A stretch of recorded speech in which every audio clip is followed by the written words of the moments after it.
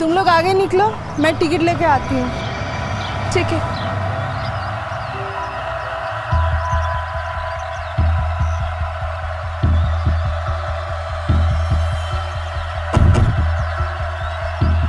जल्दी दो, जल्दी दो।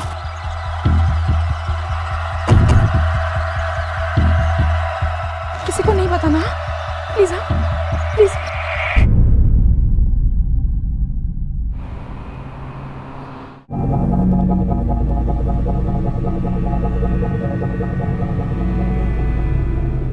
এই যে মহারানীরা, क्या जेठी माँ? कर ली ना अपनी जिद पूरी? दे दी ना उच्च माध्यमिक की परीक्षा? अब से मेरे और काकी माँ से घर काम के काज सीखो दोनों। बाबू जल्दी दो, जल्दी दो। किसी को नहीं बताना। ये टाइम तो अभी डांस क्लास की है ना? जो कि आज नहीं है। तुम्हारी टीचर बीमार है, उसका फोन आया था। जाओ आप जल्दी से कपड़े बदल कर आओ, जाओ जाओ। अरे आ गई तुम दोनों, आज मैं बहुत खुश हूँ। हमारे घर की तुम पहली लड़कियां हो जिन्होंने उच्च माध्यमिक की परीक्षा दी है। बोलो क्या चाहिए तुम्हें? अभी बोली नहीं, टुपुर बड़ी है ना, वो पहले बताएगी। बोल टुपुर। कुछ नहीं चाहिए काकी माँ, मुझे कुछ नहीं चाहिए। अरे ऐसे क्या? बोल टुपुर। मैं बोलूँ ना माँ? ओहो, तू ही बता, बोल क्या चाहिए तुझे? हम दोनों के लिए एक एक मोबाइल। मोबाइल? दिमाग खराब हो गया तुम दोनों का? मोबाइल चाहिए तुम्हें? जाओ अपने कमरे में जाओ।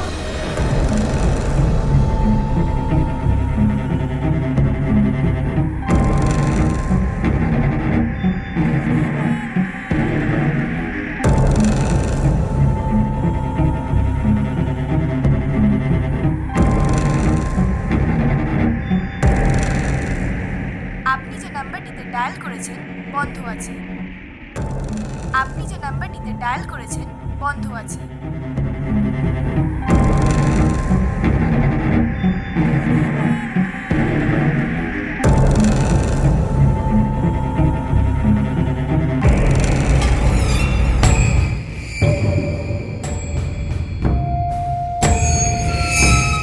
लड़कियां कहाँ दिख नहीं रही?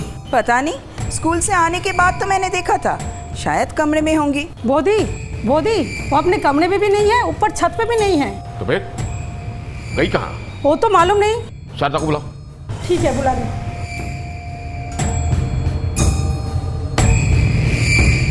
कहाँ लड़कियां? मालूम नहीं।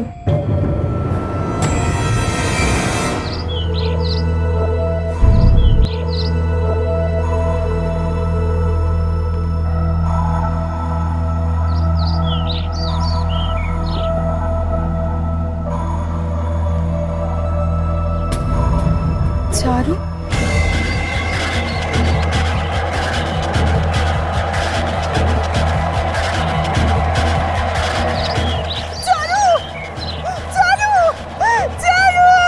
Headquarter calling, inspector Mukherjee. Yes Mukherjee है। गंगा के घाट में एक लड़की की लाश मिली है जिसकी उम्र लगभग 17-18 साल है। सर, हत्या गला काट के हुई है। ये लड़की की पीछे है, इसी ने सबसे पहले डेड बॉडी को देखा है।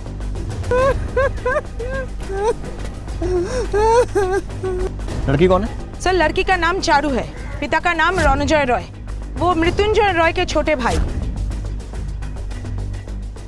मृत्युंजय राय? ये मृत्युंजय राय वही है ना जो बंगला अस्मिता संघ नाम से एक लोकल संगठन चलाता है और खुद को एरिया का मॉडल पुलिस कमिश्नर समझता है? चारू, चारू, चारू, चारू, चारू।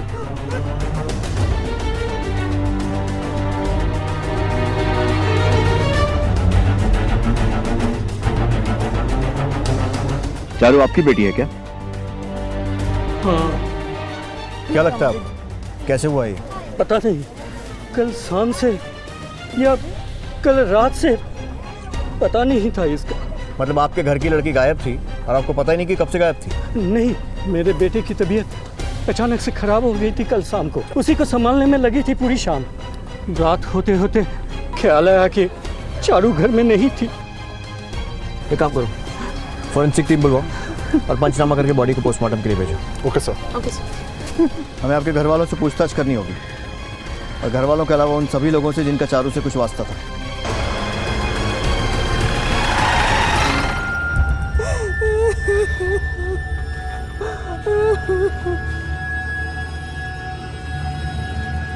दादा,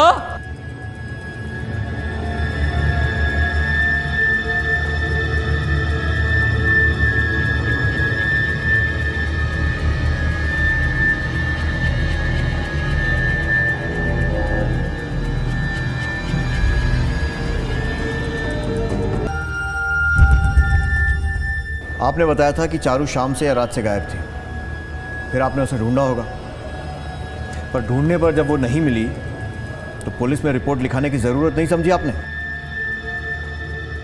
हमारे घर की बेटी थी, वो भी जवान।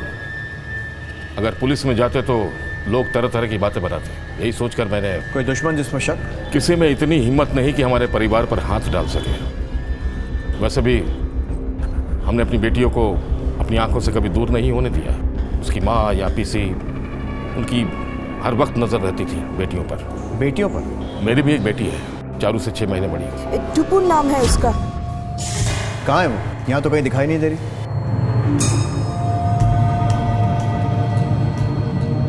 वो बर्धमान गई हुई है।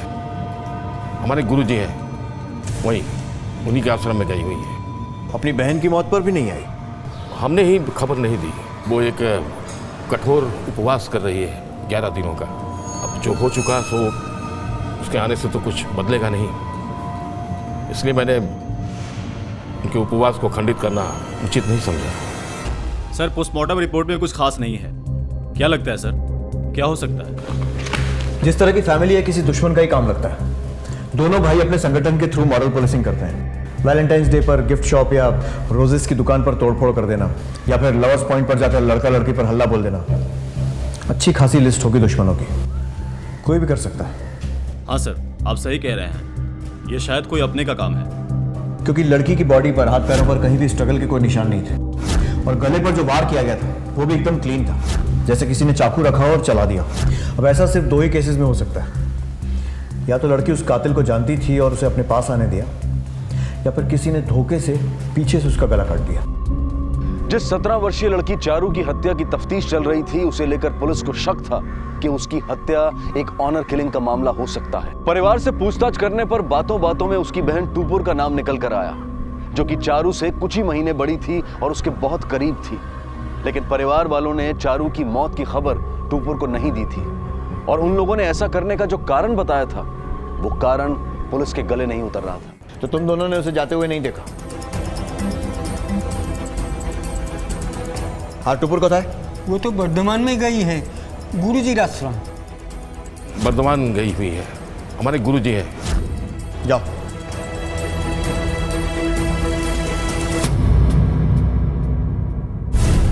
चारू की माँ से मुलाकात हो सकती है? I think you guys have to be a little patient. उसकी बेटी की मौत हुई है और बेटा क्रिटिकल कंडीशन में है। अभी वो आपकी कुछ हेल्प नहीं कर पाएंगे। क्या हुआ उसे? मतलब बेटे को बुखार हुआ है और तभी से बेहोश है। अभी तक होश नहीं आया पूरी तरह। चारू का रूम देख सकते हैं? आइए जी। वाह, चेक करो अच्छी तरह।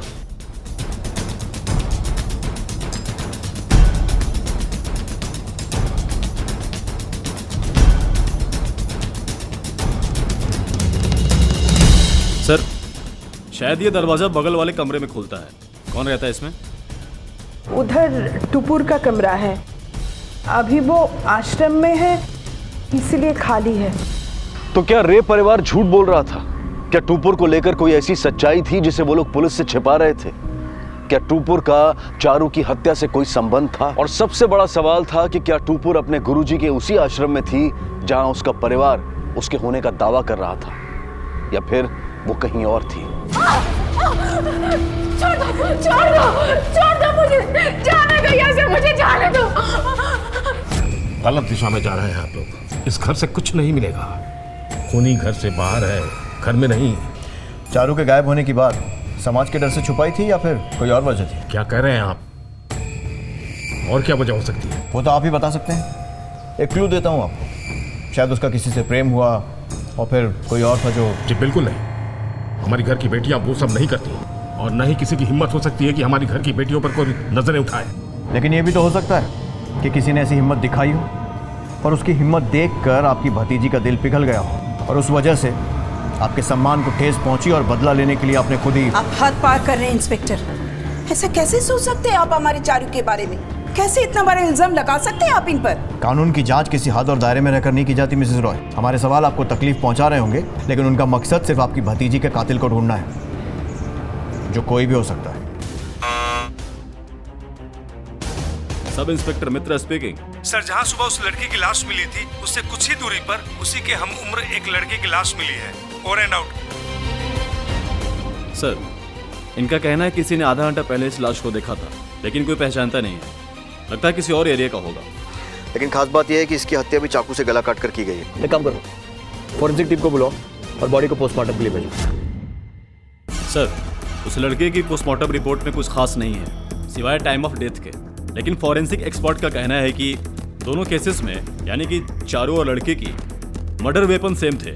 मर्डर वेपन को लेकर हुए इस खुलासे ने पुलिस को यह सोचने पर मजबूर कर दिया था कि ये दोनों हत्याएं ऑनर किलिंग यानी कि पारिवारिक सम्मान के लिए की गई हत्याएं हो सकती थी। मुमकिन था कि जिस लड़के की लाश मिली थी उसके और चारू के बीच प्रेम संबंध रहा हो, और जिसका पता चलने पर चारू के परिवार वालों ने ही चारू और उस लड़के को मार दिया हो।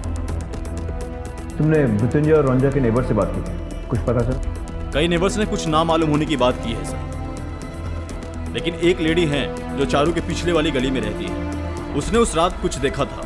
मेरी भी एक बेटी है, कल उसके साथ भी ऐसा ही कुछ हो सकता है, यही सोचकर आपको बता रही हूँ। लेकिन उन दोनों भाइयों को पता चला तो वो मुझे छोड़ेंगे नहीं, मार डालेंगे। घबराइए मत, भरोसा रखिए। किचू हाबे ना अपना, बताइए क्या देखा? उस रात सोने से पहले मैं दरवाजा बंद है कि नहीं देखने आई थी। तब देखा कि बुआ पिछले दरवाजे से आई और उसने किसी के हाथ में कुछ नोट थमाए। धन्यवाद सर। सुजाता की ऑनर किलिंग थ्योरी के बाद अब यही लग रहा है कि वो कोई और नहीं, चारू ही होगी। पीसी उन दोनों लड़कियों के साथ सबसे ज्यादा वक्त रहती थी और चारू ने उसे बताया होगा शायद अपने अफेयर के बारे में। और पीसी को मालूम था कि उनके भाई उन दोनों को कभी एक नहीं होने देंगे, इसलिए शायद उसको पैसा देकर घर से भगा दिया। लेकिन किसी तरह घर वालों को मालूम पड़ गया इन दोनों के बारे में और शायद उन दोनों को इसलिए मार दिया। इस पीसी से बात करनी पड़ेगी, लेकिन कहीं अकेले में।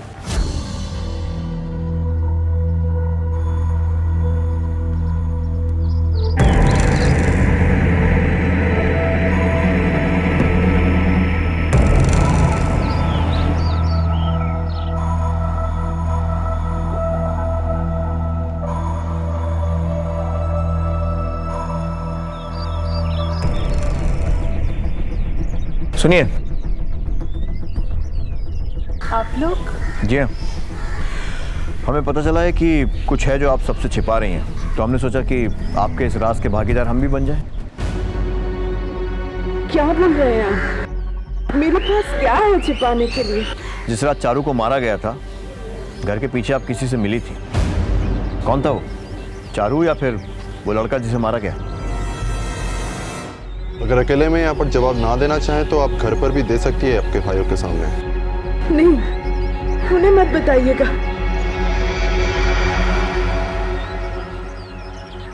वो चारू नहीं थी, वो मेरा बेटा था।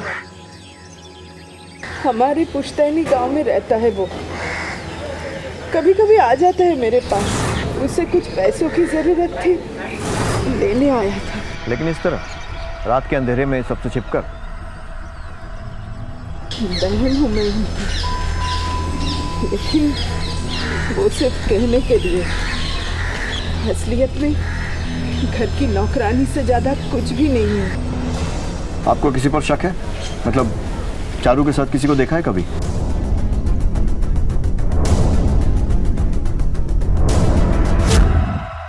नहीं बताना, प्लीज। हाँ प्लीज। क्या बात कर रहा था? हाँ? बाबू है ना तेरा नाम? शंकर मंडल का लौंडा? अब मैं क्या बात कर रहा था? हट! हट! ओए! रुक जा! एक बात सुन, अभी कभी भी इधर नजर आना तो जिंदा नहीं बचेगा, याद रखना। अपने भाइयों को ये बात बताई आपने? नहीं, बहुत गरीब घर का लड़का है। अगर भाइयों को बता देती तो वो उसे छोड़ता नहीं और ना ही उसके परिवार को। लेकिन इस बार ड्राइवर ने सब कुछ मृत्युंजय को बता दिया था। मालिक, आपको एक बात बताना था। हाँ बोलो।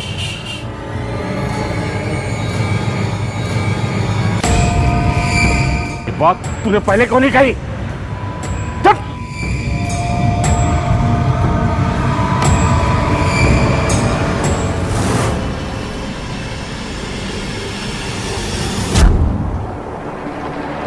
सुनो, मालिक अंदर है साहब। तुमसे बात करनी है मुझे। कहिए। जिस रात चारू गायब हुई थी और तूने अपने मालिक मृत्युंजय को बाबू मंडल के बारे में बताया था, उसके बाद कहाँ गए थे तुम लोग? कहाँ गए थे तुम लोग? कुछ पूछा मैंने। बाबू के घर में। क्यों मार? अरे मत छोड़ दो मेरा बेटा। मारे मेरा बेटा। चारू कहाँ है? मुझे नहीं पता। बोल कहाँ है? सच में नहीं पता। चारू कहाँ है बता दे, वरना जान से मार दूंगा।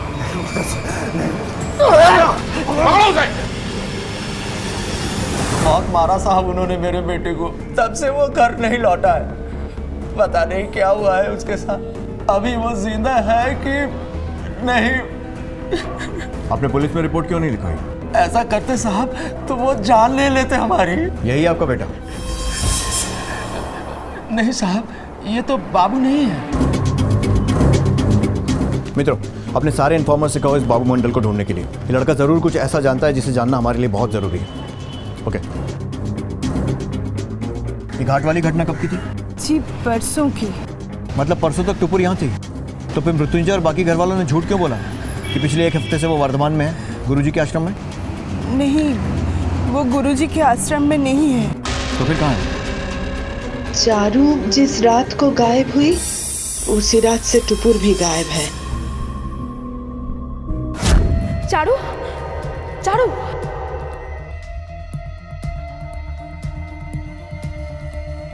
खोकन, चारू कहाँ? चारू जी तो गई। कहाँ गई? मंदिर। कह रही थी कुछ अच्छा नहीं लग रहा है। ठीक है, मैं देखती हूँ। मैं आऊँ? नहीं, तू ये रुक। पर मुझे आना है। बाबा बोला ना, नहीं तू ये रुक। बाहर होने ठंडा से ठंड लग जाएगी तुझे। वैसे भी तू हर दूसरे दिन बीमार पड़ जाता है। यही रुक। हाँ यही रुक। चारू और टुपुर एक साथ गायब हुई थी एक ही वक्त में, तो फिर इनका परिवार इतना बड़ा झूठ क्यों बोल रहा था? चारू की हत्या हो चुकी थी और टुपुर का कहीं कोई पता नहीं था। ये बात साफ थी कि कोई और भी बड़ा सच था जो इन लड़कियों का परिवार छुपा रहा था। हो सकता था कि चारू की हत्या उसके अपने परिवार के ही किसी सदस्य ने की थी और टुपुर के गायब होने में भी उन्हीं का हाथ था। और अब वक्त आ गया था कि इस परिवार से सख्ती से पूछताछ की जाए। हमारी दोनों बेटियां एक साथ गायब थी। लड़कियां कहाँ? दिख नहीं रही। शायद कमरे में होंगी। वो अपने कमरे में भी नहीं है, ऊपर छत पे भी नहीं है। गई कहाँ? दूसरे दिन चारू की लाश मिली तो लगा हमारी प्रतिष्ठा पर दोहरे दाग लगने से अच्छा है एक ही लगे। हमने झूठ कहा था कि टुपुर आश्रम में, असल में हमें ही नहीं पता कि वो कहाँ थी और उसके साथ क्या हुआ है। आपकी बात पर यकीन तो नहीं आ रहा है। मैं बताती हूँ। उस दिन अपने रोज के समय पर ही दोनों घर लौटी थी। कर ली ना अपनी जिद पूरी, दे दी ना उच्च माध्यमिक की परीक्षा। अरे आ गई तुम दोनों। आज मैं बहुत खुश हूँ। बोलो क्या चाहिए तुम्हें? हम दोनों के लिए एक मोबाइल। मोबाइल? पता नहीं था मुझे कि आखिरी बार देख रहा हूँ मैं उन्हें। उसके बाद तो लाश ही मिली थी मुझे। और जब शाम को घर लौटा दोनों बेटियां घर पर नहीं हैं। नहीं मालूम? अरे तुझे गांव से यहाँ किस लिए लाया है? पूजा पाठ करने के लिए? आप शारदा पर क्यों गुस्सा कर रहे हैं? 24 घंटे तो वो चुप रहो, चुप। दोनों कहाँ है? ठाकुर को डॉक्टर को बुलाने गए हैं। मेरे बेटे खोखन की तबीयत अचानक से खराब हो गई थी उस शाम को खेलने गया था डॉक्टर साहब। जब अंधेरा होते हुए भी नहीं लौटा तो हम सब उसे ढूंढने निकले। घर के पीछे वाली गली में मिला, बेहोश पड़ा हुआ था। पूरा बदन तप रहा था बुखार में। मैं कुछ टेस्ट लिख देता हूँ, आप करवा लीजिए। और मैं जब खोखन के टेस्ट करवा के घर लौटा तो देखा कि पूरा कलकत्ता छान मारा, लड़कियों का कोई पता नहीं। सर्वनाश, कहाँ जा सकती है दोनों? इसका जवाब तुम्हें देने चाहिए। 3 औरतें रहकर भी घर संभाल नहीं पाती। दादा अभी छोड़िए ना ये सब बातें, चलिए पुलिस में रिपोर्ट लिखवाते हैं। माथा खराब है क्या तेरा? पुलिस में रिपोर्ट लिखवाएगा ताकि पूरे समाज को पता चल जाए कि हमारी जवान बेटियां घर से गायब है। अगर वो सब ना सोचकर आप लोगों को खबर कर दी होती तो शायद हमारी बेटियों के साथ ये सब न हुआ होता।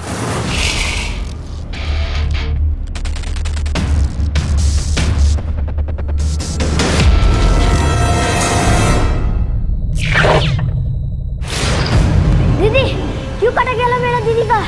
क्यों कटा गया मेरा दीदी का? क्यों कटा गया मेरा दीदी का?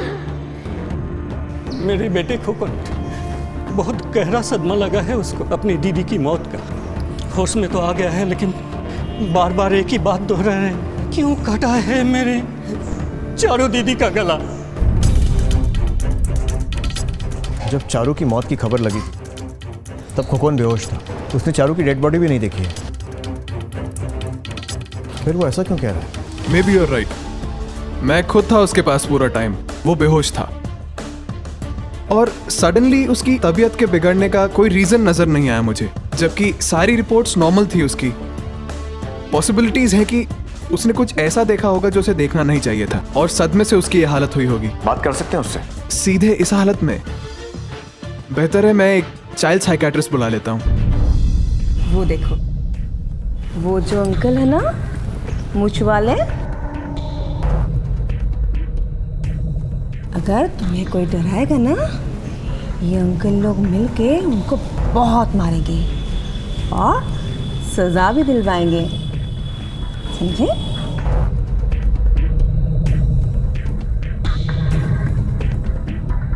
मेरी भी एक छोटी बहन थी और जब मैं छोटी थी ना, उसका भी किसी ने गला काट दिया था मेरे ही सामने। लेकिन मैं घबराई नहीं, मैं सीधा जाके पुलिस के पास गई और उसको सजा दिलवाई। क्या तुम नहीं चाहते तुम्हारा चारू दी का जिसने गला काटा उसको सजा हो? हम सब मिलके ना उसको सजा दिलवाएंगे। लेकिन उसके पहले तुम्हें हमें बताना होगा उस दिन तुमने क्या देखा था, किसने काटा था चारू दी का गला? बताओ बताओ बेटा। उस दिन टुपुर जी ने चारू दी का गला काट दिया, चाकू से उन्हें मार डाला।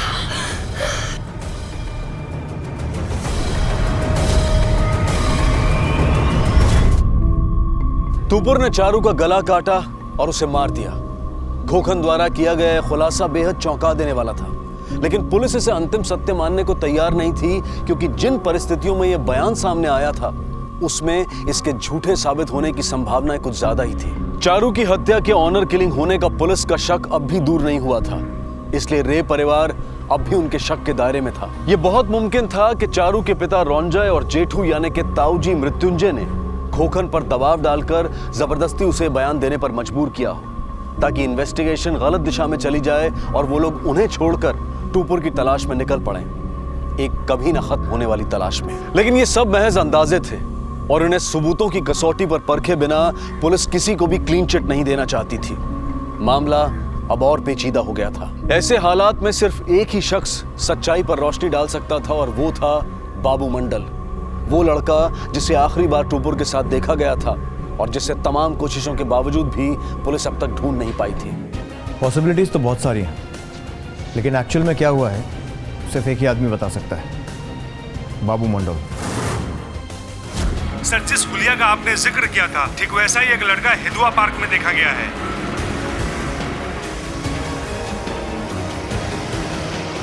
बाबू लौसी का दुकान में है।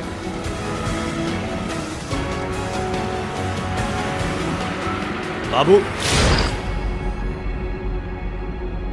चल शुरू हो जा।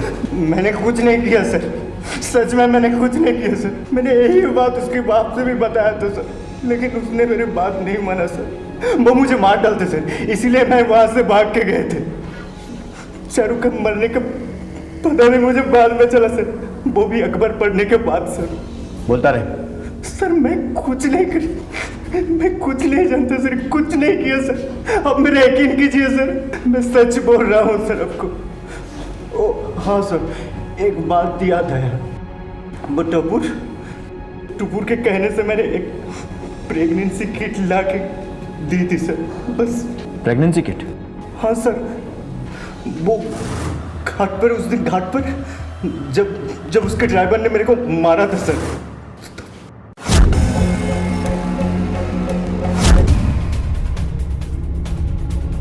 बताइए तो सही क्या बात है, ऐसे कैसे आप? अभी पता चल जाएगा। अच्छी तरह कमरे की तलाशी लो। Okay sir. जी सर।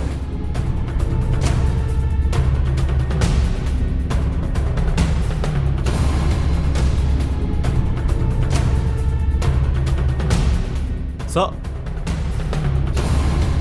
टुपुर ने लेटर छोड़ा है। पढ़ो। मुझे माफ कर दीजिए माँ बाबा। बहुत बड़ी गलती हो गई है मुझसे, जिसे आपके सामने सिखाने की हिम्मत नहीं है मुझ में, इसीलिए मैं चाह रही हूँ आपसे बहुत दूर। आपको पता है इसके बारे में कुछ? हमें नहीं पता कि किस गलती की बात कही है टुपुर ने। सर, ये देखिए।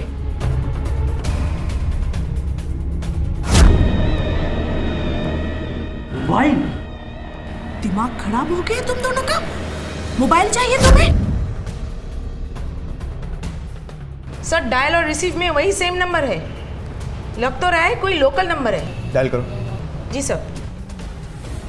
सर, नंबर यूज में नहीं है। और ट्राई करो और पता करो किसका नंबर है। ठीक से चेक करो, कुछ और भी मिलेगा। Okay sir.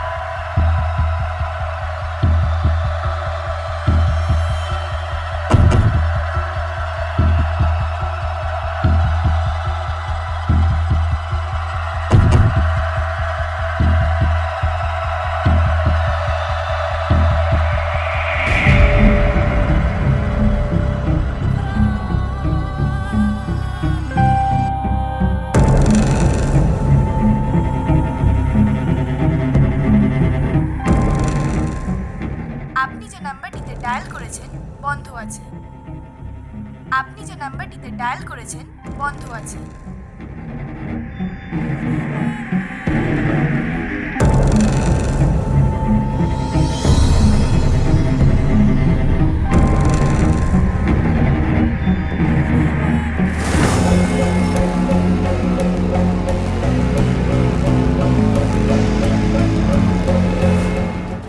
क्या ये प्रेगनेंसी किट?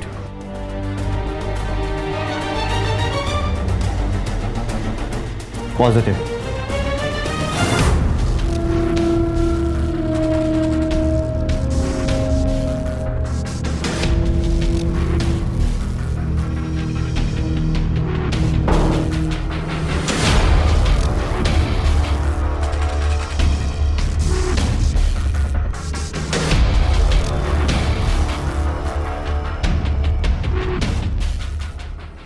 मेरे भाई को मारा है तूने, इसका बदला लिए बिना तुझे छोड़ दिया तो उसकी आत्माओं को चैन नहीं मिलेगा। मार दो मुझे, मार दो। उधर बांट दो। चल कपड़े उतार। नहीं नहीं चल चल कपड़े उतार। मुझे माफ कर दीजिए आप, जाने दीजिए मुझे, ऐसे ऐसे मत कीजिए मेरे साथ। नहीं नहीं नहीं, मरोगे, तुम भी मरोगे। सबको अपने किए की सजा भुगतनी पड़ती है, मैं भुगत रही हूँ, अब तुम भी भुगतोगे। हाँ क्या बकवास कर रही है लड़की? तुम्हें मालूम है? नहीं मालूम ना, मुझे एड्स है।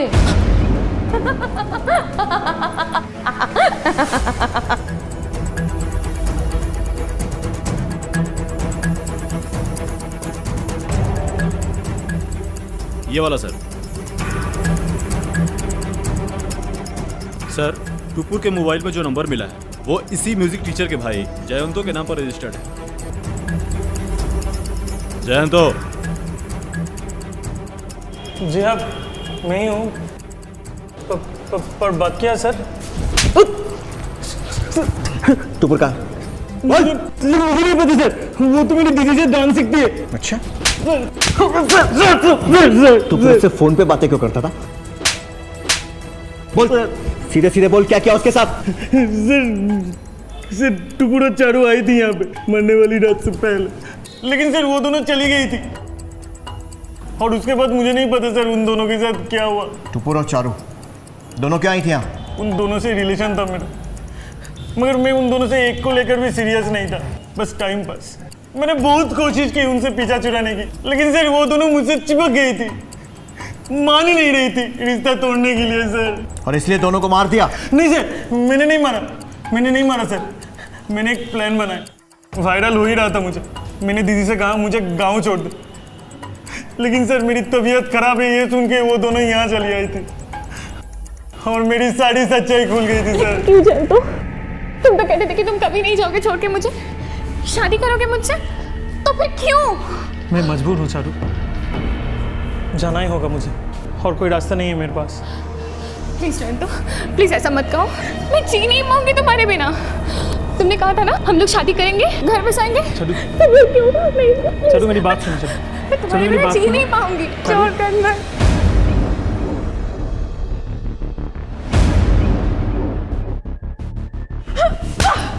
तुम हम दोनों के साथ प्यार का नाटक कर रहे हो? हाँ? नहीं मरे गिरे हुए इंसान हो तुम, जानते हो? छी छी, ईशा বলছিস তুই এগুলো দি? আমি সত্যি বলছি। I'm pregnant। और वो एक कुत्ते की वजह से, ये कुत्ते की वजह से। छोड़ूंगी नहीं मैं तुझे, नहीं छोड़ूंगी मैं तुझे। तुम्हारे मत मारो मुझे मत मारो, मुझे चुप मत मारो मुझे मत मारो,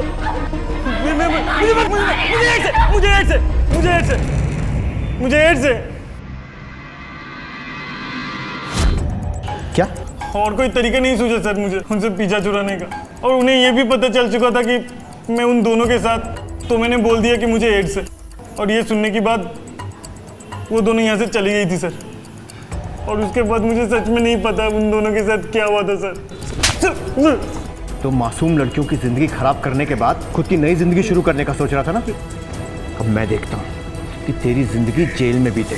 जयंतो ने अपना अपराध स्वीकार कर लिया था, लेकिन उसके बयान ने इस केस के राज पर से पर्दा उठाने की बजाय इसे और पेचीदा बना दिया था। जिस लड़के की लाश पुलिस को मिली थी वो कौन था, और उसका इस केस और टुपुर या चारू से क्या संबंध था?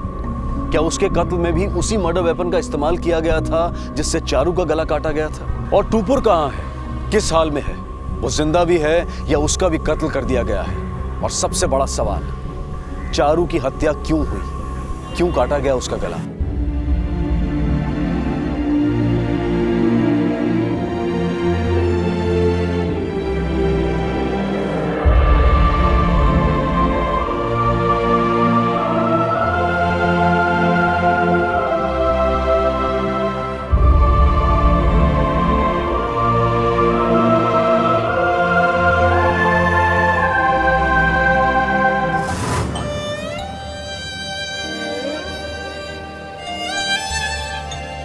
जॉइन तो कोई से मतलब हमें भी घर में आके सबको पता चल गया तो वो मर जाएंगे वो सबके सब मर जाएंगे।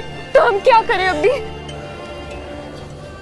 वही जो मैं करना चाहिए, मर जाना चाहिए। हाँ चारू, हाँ मर जाना चाहिए हमें, और कोई रास्ता बचा नहीं है हमारे पास। अपने परिवार की प्रतिष्ठा को बचाने का यही एक तरीका है चारू, बस बस। और वैसे भी हमें तो मरना ही है ना, कोई इलाज नहीं है इस बीमारी का, कोई इलाज नहीं है। तो फिर क्यों ना अभी चारू, क्यों ना अभी? हाँ चारू, हाँ क्यों ना अभी? मुझे नहीं होगा, नहीं मुझे नहीं होगा। अभी बाहर बोलो, मुझे नहीं होगा ना, अभी बाहर बोला नहीं।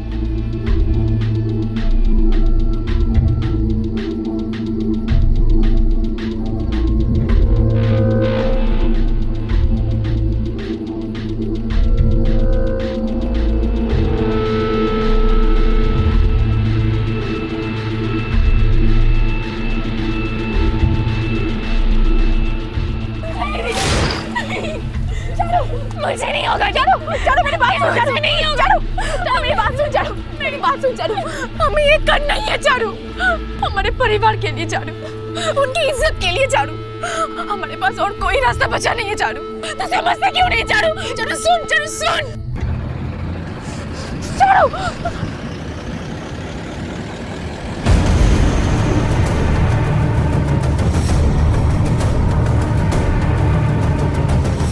मैं समझती हूँ दीदी, मैं समझती हूँ, लेकिन ये काम मुझसे नहीं होगा।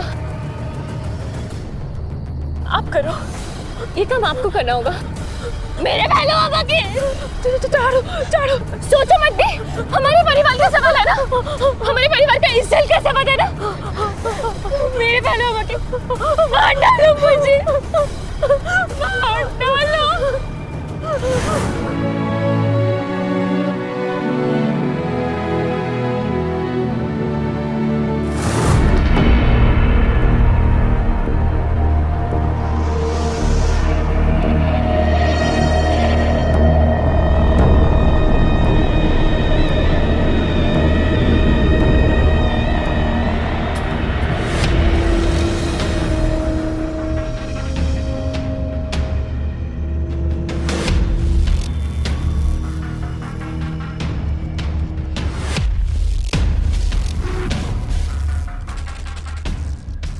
बहुत खूबसूरत लग रही हो।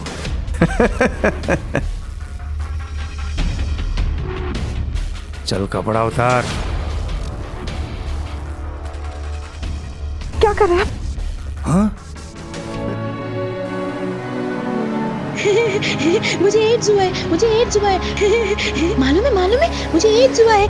सर, दानापुर थाने से इंफॉर्मेशन आई है कि वहाँ सड़कों पे एक पागल लड़की बोलती घूमती रहती है कि उसे एड्स है। शायद वो लड़की टूपुर हो सकती है। मृत्युंजय और रंजन को खबर करके वहां पहुंचने पड़ा। चलो। Okay sir.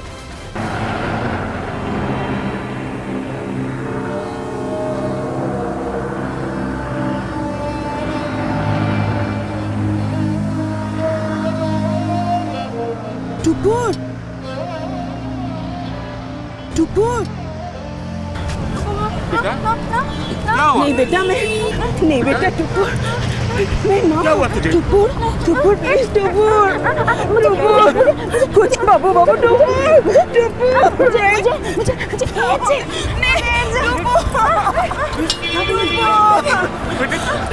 कहाँ जा रही है तू? नहीं बेटा, नहीं। क्या कह रही तू? टूपुर, कुछ नहीं हुआ बेटा, टूपुर सोना। आखिरकार पुलिस की मेहनत और उनकी लगातार कोशिशों की वजह से चारू की हत्या की इस गुत्थी को सुलझा लिया गया और टूपुर को भी ढूंढ लिया गया। टूपुर अपना मानसिक संतुलन खो चुकी थी, इसलिए उसे चारू की हत्या के लिए दंडित नहीं किया जा सकता था। अदालत के निर्देश पर उसे मानसिक चिकित्सालय भेज दिया गया ताकि उसे सही इलाज मिल सके। जिन लोगों ने उसका अपहरण किया था और उसे कैद में रखकर उसके साथ बलात्कार किया था, उन्हें भी पुलिस ने ढूंढ लिया है और उन पर इस वक्त मुकदमा चल रहा है। चूंकि टूपुर गर्भवती थी, इसलिए उसके परिवार ने अदालत से उसके लिए दया की गुहार लगाई, जिसे स्वीकार करते हुए अदालत ने बच्चे के जन्म से 3 महीने पहले टूपुर को अपने परिवार के साथ रहने की इजाजत दे दी, ताकि ऐसे नाजुक वक्त में उसकी सही देखभाल हो सके। थोड़ा सा खा ले बेटी। नहीं, थोड़ा सा बेटा, थोड़ा सा। अच्छा, अपने लिए नहीं तो अपने बच्चे के लिए थोड़ा सा खा ले। नहीं खाना। थोड़ा सा खा ले बेटी, प्लीज, थोड़ा सा खा ले। अच्छा बोल, लड़का होगा या लड़की? लड़की हुई तो क्या नाम रखेगी? चारू।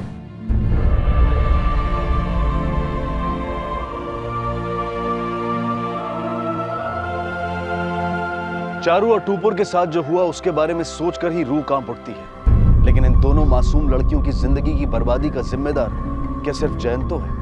नहीं, इसके लिए चारू और टूपुर के माता पिता भी जिम्मेदार हैं, जिन्होंने कुछ गलत हो जाने के डर से कभी उन्हें अपनी जिंदगी को अपने तरीके से जीने का मौका ही नहीं दिया। ये बेहद जरूरी है कि हम बुराई से अपने बच्चों की रक्षा करें, लेकिन ये भी जरूरी है कि हम बुराई से उनकी पहचान होने दें, ताकि जब हम उनके साथ ना हों और अगर बुराई किसी भी भेष या रूप में उनके सामने आए तो वो खुद उसे पहचान पाए और उससे अपनी रक्षा कर पाए।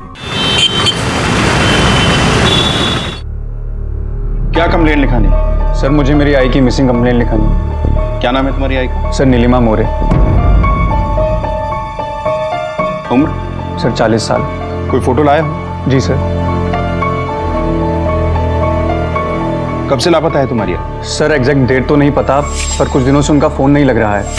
तुम अपनी आई के साथ नहीं रहते? नहीं सर, मैं अपनी मौसी के साथ रहता हूँ चैम्बूर में। सर एक्चुअली मेरा कॉलेज वहीं है, तो मैं उन्हीं के घर रहकर पढ़ता हूँ और मैं बचपन से अब तक उन्हीं के साथ रहा हूँ। चैम्बूर के कौन से कॉलेज में पढ़ते हो तुम? सर प्रेरणा कॉलेज, और इसी साल मैंने 12th के एग्ज़ाम दिए सर। आई से आखिरी बार बात कब हुई थी? सर वैसे तो हमारी हर रोज़ बात होती रहती थी, लेकिन पिछले दिनों हमारी बातचीत काफ़ी कम हो पा रही थी। सर मैंने 2-3 दिन पहले आई को फ़ोन किया तो उनका नंबर अनरीचेबल था। क्या हुआ, फ़ोन नहीं लगा? देखो ना मौसी, आज 3 दिन हो गए, आई का फोन अभी भी स्विच ऑफ आ रहा है। मैं ऐसा करता हूँ, आई को देख के आता हूँ। हो बड़ा जा। सर एक्चुअली मैं मेडिकल की तैयारी कर रहा हूँ, तो पढ़ाई और कोचिंग के चक्कर में बिजी रहता हूँ। आज मेरी छुट्टी थी तो सोचा आकर आई से मिल लूँ। जब आया तो देखा सर घर पे ताला लगा था। मैंने आई के पड़ोसियों से पूछा, आपने मेरी आई को कहीं देखा क्या? नाही, 2-3 दिवसात नाही बघितलं। ना वो घर पे थी ना उनका फ़ोन ऑन है, तो सर मुझे कुछ ठीक नहीं लगा, इसलिए मैं आपके पास आया। तुम्हारी आई कहीं काम भी करती हैं? जी सर। कहाँ? किसी एनजीओ में काम करती हैं। तुम जानते हो उस एनजीओ के बारे में? सर मैंने कभी पूछा ही नहीं उनसे। ठीक है, फिलहाल तुम जाओ, जैसे ही तुम्हारी आई के बारे में कुछ पता चलेगा हम तुम्हें बताएंगे। कामले? जी सर। इनकी कंप्लेंट लिखो। सर। पाटिल सर, नीलिमा का फोटो आसपास के हर पुलिस स्टेशन में सर्कुलेट करो। इसके कॉल रिकॉर्ड्स और लोकेशन डिटेल भी मंगवाओ, और जिस एनजीओ के लिए काम करती है उसके बारे में पता करो। Okay sir.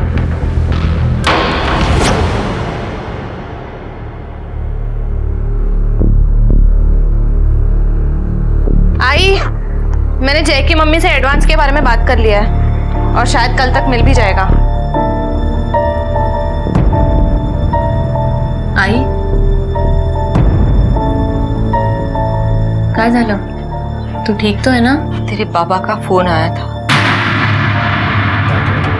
उन्होंने क्यों फोन किया? अब क्या चाहिए उनको? और 6 सालों बाद उन्हें अपनी बीवी और बच्चे की याद कैसे आ गई? उन्होंने हमारे साथ जो कुछ भी किया उसके लिए वो बहुत शर्मिंदा है। शर्मिंदा है या उस औरत ने लात मारकर निकाल दिया उन्हें? किस पर भरोसा कर रही है? उस आदमी पर जिसने बार बार हमारे भरोसे का कत्ल किया है।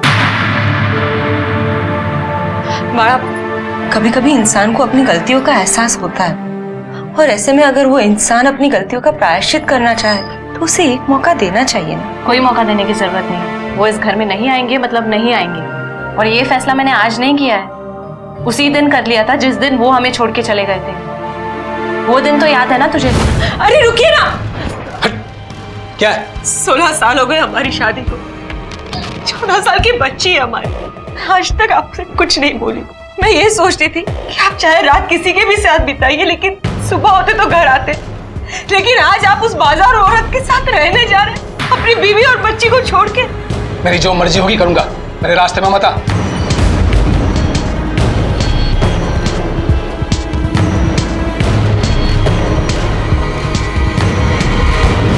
इतने इतने साल बाहर रहने के बाद उन्हें भी तो समझ में आया होगा ना कि अपना परिवार ही आखिर अपना होता है। कोई अगर तुझे कह दे ना कि ताजमहल आगरा में नहीं मुंबई में है तो यकीन कर लेना, लेकिन इंसान की फितरत बदल गई है, इस पर कभी यकीन मत करना। आई मैंने फैसला कर लिया है ना, वो इस घर में नहीं आएंगे मतलब नहीं आएंगे, फिर चाहे वो बिगड़ जाए सुधर जाए, जिंदा रहे या मर जाए। अगर आई नमस्कार, आदाब। क्राइम पेट्रोल डायल 100 में आप सबका स्वागत है। कहते हैं कि जिंदगी एक अद्भुत पहेली है जिसका हल निकालते निकालते हम सबको बहुत कुछ सीखने को मिलता है। जिंदगी की इस पहेली को हर कोई अपने तरीके से सुलझाने की कोशिश करता है और हर एक की कोशिश यही होती है कि इस पहेली का उत्तर अच्छा और आनंददायी ही निकले। लेकिन जिंदगी की इस पहेली का हल अगर किसी बात पर निर्भर करता है तो वो है इसी जिंदगी में किए गए हमारे कर्म और इसे संवारने की हमारी मेहनत। कभी कभी इसी पहेली में कुछ लोग जिंदगी में इतने भटक जाते हैं कि उनके हाथ कुछ नहीं लगता, ना तो चैन से जी पाते हैं और ना ही दूसरों के जीवन में खुशियों का योगदान दे पाते हैं, और अपने साथ साथ दूसरों की बर्बादी का सबब भी बन जाते हैं। मुंबई के बोरीवली इलाके में पुलिस के सामने एक ऐसा पेचीदा केस आया जो सामने से देखने में एकदम सीधा साधा लग रहा था, लेकिन तहकीकात के दौरान एक उलझी हुई पहेली बन गया। सर ये रही नीलिमा की लास्ट लोकेशन और कॉल रिकॉर्ड की डिटेल्स। सो उनका फ़ोन लास्ट टाइम गुराई खाड़ी के पास 16 अक्टूबर दोपहर तक एक्टिव था, उसके बाद से फ़ोन स्विच ऑफ जा रहा है। ठीक है, इस लास्ट लोकेशन पे एक टीम सर्च के लिए भेजो। सर इस कॉल रिकॉर्ड से एक बड़ी सरप्राइजिंग बात सामने आई है। नीलिमा अपने बेटे के साथ साथ 3 और लोगों से बात किया करती थी, जिसमें से एक नंबर अभी डेड जा रहा है। सर इस नंबर की डिटेल जानने की कोशिश की तो पता चला कि किसी रवि वाघमारे नाम के फेक आईडी पे लिया गया। और बाकी के 2 नंबर जो यूज कर रहे हैं वो लोग कौन है? सर एक आदमी है मुश्ताक और एक लड़की है मनीषा। इन दोनों को बुला लिया है पुलिस स्टेशन पूछताछ के लिए। गुड। आई ने बेशरम किस्म के इंसान निकले आप तो। इतना सब कुछ हो जाने के बाद आपकी हिम्मत कैसे हुई इस घर में वापस आने की? बेटा ये अपना ही घर तो है, ये सुजाता मेरी बीवी। ये घर जिसका था, ये बीवी जिसकी थी और मैं जिसकी बेटी थी, वो इंसान 6 साल पहले ही मर चुका है। तो आप कौन है मुझे पता नहीं, निकल जाइए। मनीषा बेटा इसमें तेरी कोई गलती नहीं है, सब मेरी गलती थी और मैं मानता हूँ बेटा, पर मुझे एक मौका तो मिल। कितने मौके चाहिए आपको, जब 6 सालों से मेरी माँ शादीशुदा होते हुए भी एक विधवा की जिंदगी जी रही थी, जब मैं 6 सालों से अनाथ की जिंदगी जी रही थी। आपने हमें बहुत टॉर्चर कर लिया, लेकिन आपने आपकी कोई बात नहीं सुननी। बेटा मुझे निकल जाइए यहाँ से, एक दफा अपनी बात निकल जाइए, दोबारा इस घर में वापस मत आना।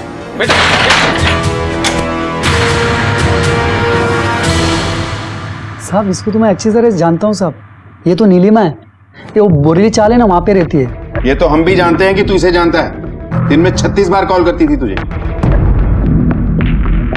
कैसे जानता है नीलिमा? अरे साहब अपन इसको कस्टमर दिलाता है साहब। कस्टमर? हाँ साहब, ये धंधा करती है साहब, अभी से नहीं 20 साल से साहब। बीच में पता नहीं उसको क्या हो गया। ऐसी इज्जत की जिंदगी जीने का मौका और बार नहीं मिलता।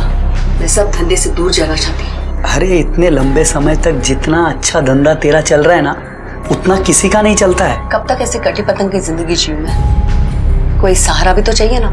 हाँ एक बार धोखा हुआ था, क्योंकि उस आदमी ने मेरे बेटे मुकेश को अपना नाम देने से इनकार किया, लेकिन इस बार नहीं। इस बार एक बढ़िया मौका मिला है मुझे सब कुछ सुधारने का, एक सुकून की जिंदगी जीने का, एक नई जिंदगी। अरे लेकिन नीलिमा मैं कस्टमर लोगों को क्या जवाब दूंगा? हाँ एक बार सोच ले। सोच लिया तो निकल यहाँ से मुश्ताक। साहब उसके बाद उसने मेरा फ़ोन उठाना ही बंद कर दिया साहब, और फिर मैंने भी कस्टमर लोगों को मना कर दिया। पता नहीं किस रात के प्यार ने पूरे धंधे की एक रात में वाट लगा दी साहब। फिर उसके प्यार ने हवा दे दिया साहब। उसके बाद उसने मुझे सामने से फ़ोन किया, मुश्ताक कस्टमर दिला देना। खा गई ना धोखा, तभी बोला तो सुनी नहीं। अब मैं कहाँ से लाऊं कस्टमर? तक लेकिन मुझे पैसों की बहुत जरूरत है, कुछ कर देना मुश्ताक। अगर होगा तो बताता हूँ मैं, ठीक है? आखिरी कस्टमर कौन? मुझे नहीं मालूम साहब, और इस उम्र में उसको कौन कस्टमर लाके देगा साहब? अच्छा, उसने कभी ये बताया कि उसे पैसों की जरूरत क्यों थी? नहीं साहब, अपन सब इस पचड़े में नहीं पड़ता ना साहब। किसी रवि वाघमारे को जानता है? नहीं साहब, ऐसा नाम तो मैंने कभी सुना ही नहीं। सच बोल रहा है? सही में साहब। चल निकल।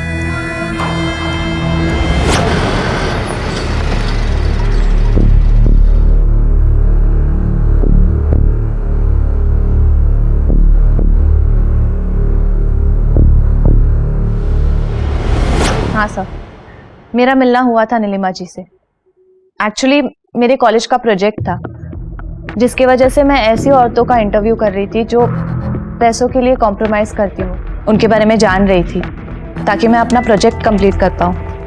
एक रिसर्च टाइप। अपनी रिसर्च के दौरान जब आप नीलिमा के साथ थी तब आपको ऐसा लगा कि उन्हें कोई परेशान कर रहा है, या उन्होंने कभी खुद जिक्र किया हो कि उन्हें अपनी जान का किसी से खतरा है? नहीं सर, ना ही मुझे ऐसा लगा और ना ही उन्होंने शेयर किया मेरे साथ। इनफैक्ट जब मैं उनसे मिली तब उन्होंने ये काम छोड़ दिया था। वो किसी एनजीओ के लिए काम कर रही थी, कोई एनजीओ जो फीमेल वेलफेयर के लिए काम करता है। अच्छा, किसी रवि वाघमारे के बारे में सुना आपने? नहीं सर, ऐसा तो कोई नाम नहीं सुना। Okay, thanks for coming. आप जा सकते। Thank you sir. सर, मुझे लगता है धंधे में वापस आने की बात नीलिमा सबसे छुपा रही थी। मुश्ताक उसे कस्टमर दे नहीं रहा था, तो हो सकता है नीलिमा कस्टमर्स को डायरेक्ट अप्रोच कर रही हो। पाटिल, हो सकता है ये रवि नाम का नंबर इसी दौरान नीलिमा के कांटेक्ट में आया हो। गोराई खाड़ी के आसपास के लॉज और होटल में पता करो। हो सकता है नीलिमा किसी कस्टमर के साथ वहां गई। Okay sir.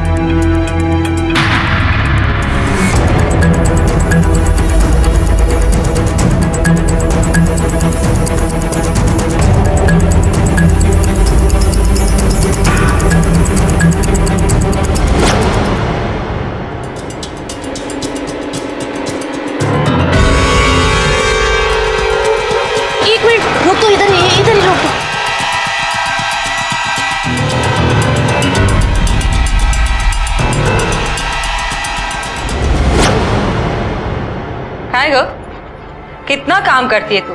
पूरा दिन ट्यूशन ट्यूशन, एक पल भी चैन की सांस नहीं लेती। कहाँ हाल केला है? बाल तो देख कितने गंदे हो रहे हैं। क्या हुआ बालों को? अच्छे ही तो है। रुक जा। नहीं नहीं नहीं, मैं वक्त करता हूँ।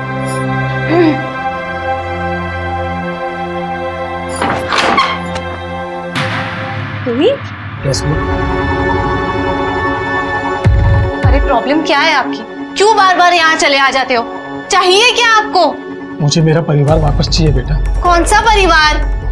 हमारी तरह और भी परिवार होंगे ही आपके, वहाँ क्यों नहीं चले जाते? या किसी ने घास नहीं डाली अभी तक? मनीषा, ये ना कल सुधरे थे, ना आज सुधरे हैं और ना कल सुधरेंगे। हम तुला दाखवतो।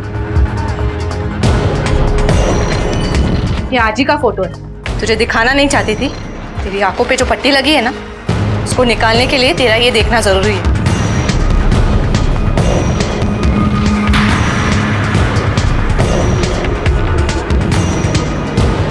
अरे बेटा, ये तुम्हें गलत लग रहा है? ये तो मैं बेटा वो चुप! कहीं बोलू ना, दोबारा इस घर के या मेरे माँ के आसपास भी दिखे ना तो जान से मार दूं। मनीषा!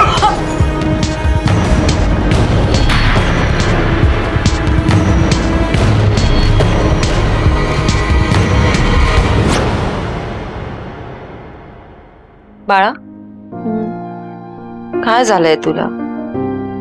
आजकल गुस्से में तू किसी की नहीं सुनती। आई प्लीज, तू उनको मेरी नजरों से दूर ही रखा कर। मेरा उनसे कोई लेना देना नहीं है। उन्हें देखकर ना मुझे वो सारी बातें फिर से याद आती है। मेरी जो मर्जी होगी करूंगा, मेरे रास्ते में मत आ, ये तो पेट्रोल छिड़क के आग लगा दूंगा। आज इतने सालों बाद उनका कोई सहारा नहीं है, तो उनको फैमिली की याद आती है। आज इतने सालों हम सबसे दूर रह के उन्हें ये तो समझ में आ ही गया है कि अपने परिवार से दूर होके उन्होंने कितनी बड़ी गलती की है।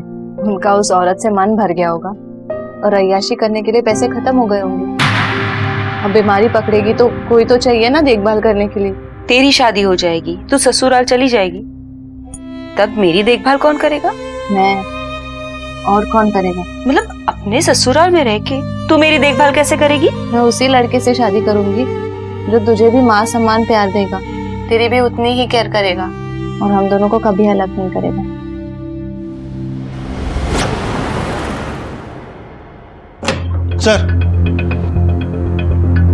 सर उस मुश्ताक का फोन आया था, उसके पास नीलिमा से जुड़ी खबर है। कैसी खबर? सर उसका कहना है इन दिनों राखी नाम की एक लड़की के साथ नीलिमा को देखा गया था। ये राखी भी नीलिमा की तरह इसी धंधे में शामिल है। सर दोनों का काफी बार झगड़ा भी हुआ है। कहाँ रहती है राखी? 3 डोंगरी चौक। इस राखी से चल के पूछताछ करते हैं, शायद कुछ पता चले।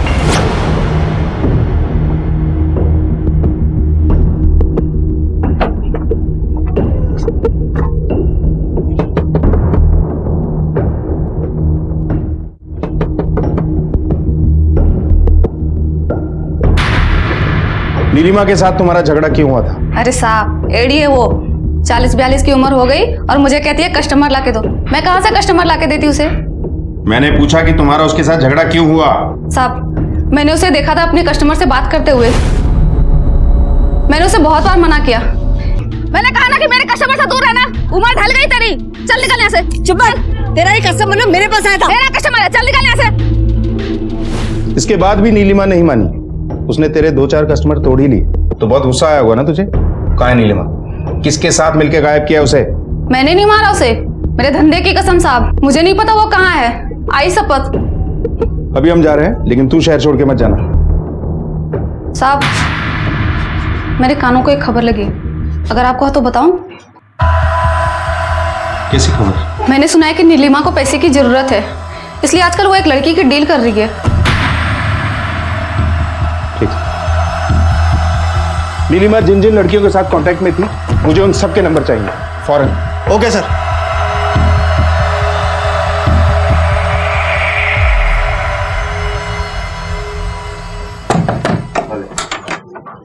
सर आप लोग, मेरी आई का कुछ पता चला क्या?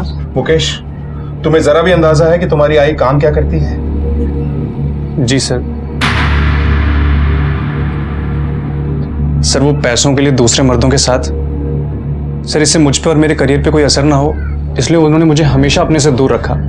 सर एक शहर में होते हुए भी मैं बचपन से यहाँ अपनी मौसी के साथ रहा हूँ। पर सर ये सब बातें काफी पुरानी हैं। मैंने आई से कितनी बार कहा कि यहाँ आकर हमारे साथ रहें। ये ले गर्मा गर्म रोटी। अरे आई बस 4 रोटी भी कोई खाता है क्या? दिन बे दिन सूखता जा रहा है तू। आजकल के लड़के ना सिर्फ चिप्स और कोल्ड ड्रिंक्स पे जीते हो तुम लोग। कितनी सुकत चल रहा है तू गधड़ा। हाँ मौसी खिलाती नहीं क्या तुझे? बात करो उससे मैं। अरे उनसे क्या बात करनी आई, आप भी वहीं आ जाओ, खुद ही मेरा ध्यान रख लेना। और वैसे भी आई अगले महीने मेरा कॉलेज का रिजल्ट आ जाएगा, फिर मुझे आराम से किसी भी इंटरनेशनल कॉल सेंटर में काम मिल जाएगा। पर तुझे तो मेडिकल करना था ना? करना तो है आई, पर इतने पैसे लगते हैं कि क्या बोलूं। 15-18 लाख से कम में बात नहीं बनेगी। तू खर्चे की चिंता मत कर, मैं हूं ना। तू सिर्फ पढ़ाई पे ध्यान दे। शायद इसी वजह से तुम्हारी आई हाल फिलहाल में पैसे इकट्ठा कर रही थी अपनी पुरानी कमाई के जरिए से। कौन कौन टच में था तुम्हारी आई? सर मुझे नहीं पता। किसी रवि वाघमारे या मनीषा को जानते हो? तुम्हारी आई से इनकी फोन पे बहुत बात होती थी। नहीं सर, मैंने आई के मुंह से ये दोनों नाम कभी नहीं सुने। ठीक।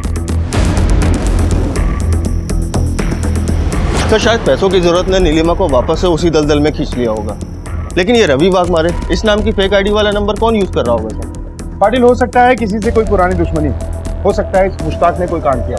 वैसे भी इन दिलालों की ईगो सबसे ज्यादा हर्ट होती है। ऐसी ही कोई ठेस हो सकता है नीलिमा से मिली हो। इस मुश्ताक पे नजर रखो। सर मैंने नीलिमा की कॉल डिटेल फिर से चेक करी, उसमें मनीषा के अलावा कोई और यंग लड़की नहीं है। कहीं ऐसा तो नहीं मनीषा ने हमसे झूठ बोला? पाटिल उसके कॉलेज में पता करो, क्या वो वाकई ऐसे किसी प्रोजेक्ट में इन्वॉल्व थी जिसकी वजह से वो पेशा करने वाली औरतों के कॉन्टेक्ट में आई?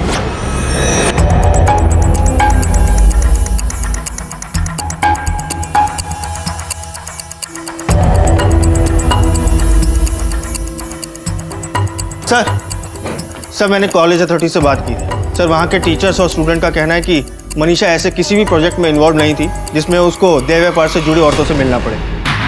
सर इनफैक्ट वो तो रेगुलर कॉलेज भी नहीं जाती थी, कॉरेस्पॉन्डेंस के थ्रू अपनी पढ़ाई पूरी कर रही थी। पाटिल यकीनन मनीषा ही वो लड़की थी जिसका सौदा होने वाला था, और रवि वाघमारे की फेक आईडी पे जो नंबर लिया गया उसे वो तीसरा आदमी इस्तेमाल कर रहा होगा जिसकी दिलचस्पी थी मनीषा को खरीदने में। चलो मनीषा के घर चलो। सर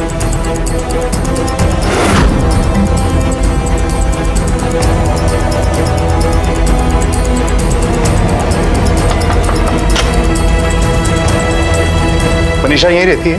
हो साहेब, काय झालं? काय मनीषा, आप माँ हैं उसकी? हाँ मैं माँ हूँ उसकी। वो तो अभी ट्यूशन पढ़ाने गई है साहब। अब तक तो आ जानी चाहिए थी, पर आज शायद लेट हो गया।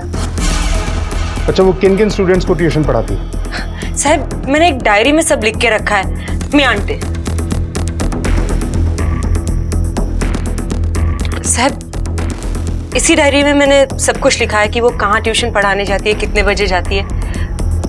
पर हुआ क्या है साहब, सब ठीक तो है ना? बताते हैं।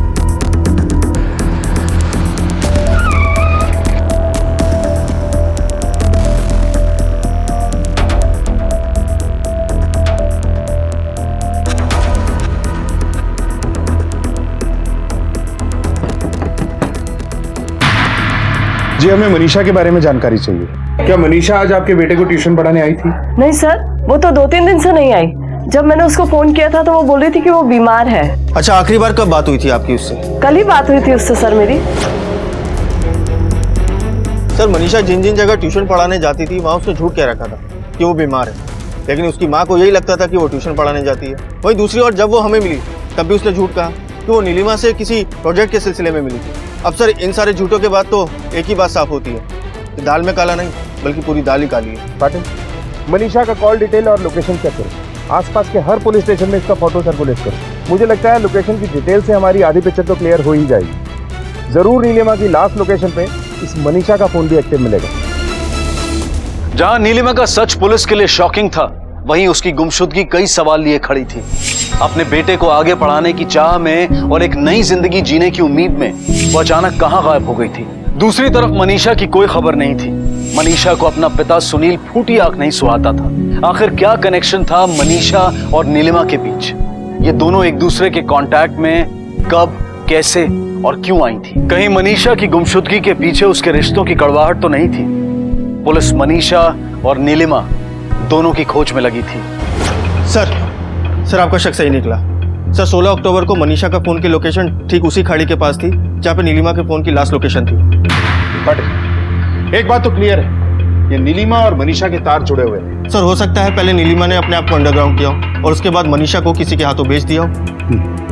पाटिल, फौरन इस नीलिमा के नाम का रेड अलर्ट जारी करो और इसका बेटा मुकेश, उसका फोन टैप करो और अपना एक कांस्टेबल उसके पीछे लगा दो। उसके पल पल की मूवमेंट पे नजर रखो। Okay sir. हेलो, हाँ बोला। क्या?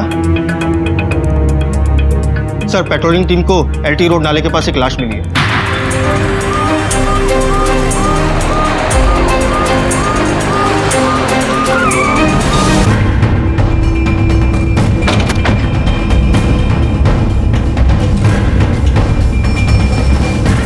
बॉडी को पोस्टमार्टम के लिए भेजो और फॉरेंसिक टीम को भी इन्फॉर्म करो। मनीषा की मां को भी खबर करो। सर, मनीषा, मनीषा, मनीषा, अरे मनीषा।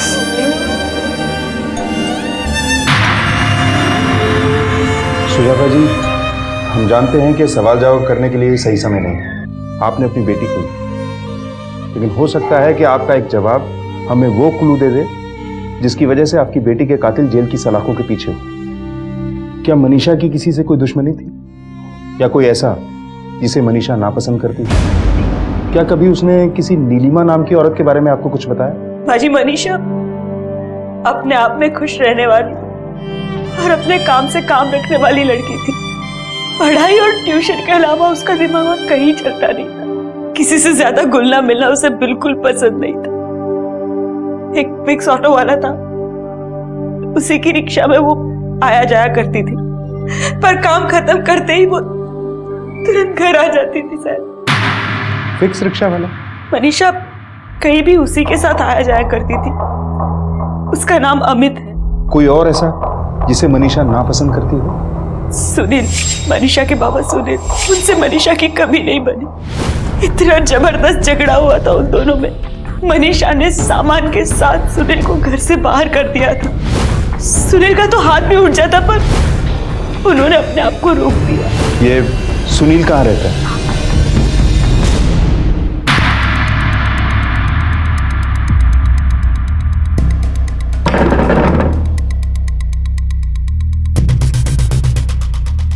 अंधा हो गया था सर।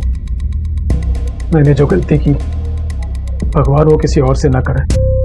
उस औरत के लिए मैंने अपनी बीवी को छोड़ दिया, अपनी बेटी को छोड़ दिया, और सर उसी औरत ने मुझे धोखा दिया।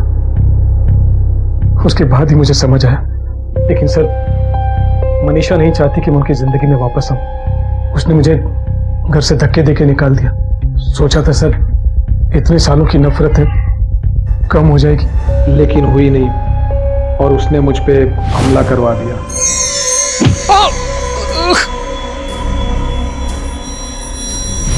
आपने हमलावर को देखा था? नहीं सर, वो हमला पीछे से हुआ था, सर पर। सर जब आँख खुली तो मैं हॉस्पिटल में एडमिट था।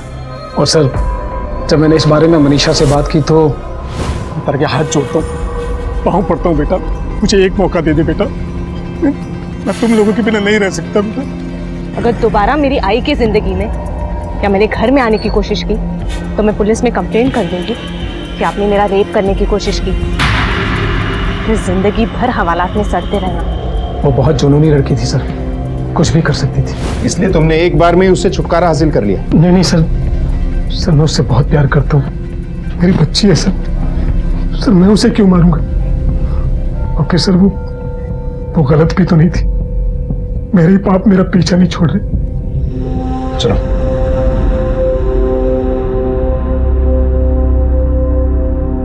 नीलिमा की गुमशुदगी अब भी एक पहेली बनी हुई थी, उसका अब तक कुछ पता नहीं चला था। कहते हैं इंसान जो बोता है वही काटता है।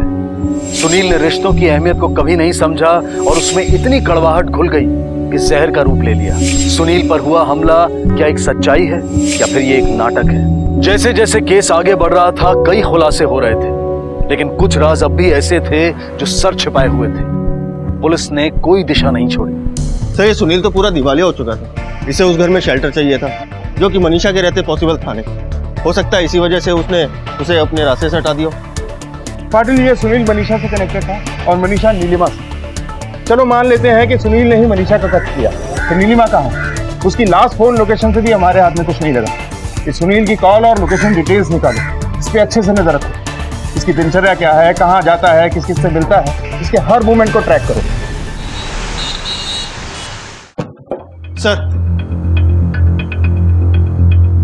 सर ये रहे मनीषा के पोस्टमार्टम और फॉरेंसिक रिपोर्ट। शायद मनीषा ने मरने से पहले अच्छा स्ट्रगल किया होगा और उसके नाखूनों में मिलने वाला मेकअप बेस उस अटैकर का ही है। पाटिल मैं 99% श्योर हूं कि मनीषा पर अटैक करने वाली कोई लड़की ही थी। नीलिमा के घर से उसके कॉस्मेटिक सैंपल इकट्ठा करो और मनीषा के नाखून में मिलने वाले मेकअप बेस से मैच करो, क्योंकि नीलिमा और मनीषा दोनों कॉन्टैक्ट में थे। और उस रवि वाघमारे की कुछ लीड?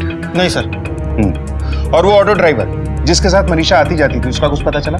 हाँ सर, उसे बुला लिया है पूछताछ के लिए। तो मनीषा सिर्फ तुम्हारे साथ आती जाती थी? जी सर, कभी घर कभी ट्यूशन। उनको जब भी ऑटो की ज़रूरत होती थी वो मुझे फ़ोन कर देती थी, मैं उनको वहाँ से पिकअप करके उनको जहाँ जाना था वहाँ ड्रॉप कर देता था। सिर्फ तुम्हारे साथ ही आती जाती थी? तो कभी उसकी किसी से कोई ऐसी झड़प हुई जिसकी वजह से कोई उसे जान से मार दे? सर गुस्सा तो उनके नाक पर ही रहता था, पर लड़की बुरी नहीं थी बेचारी।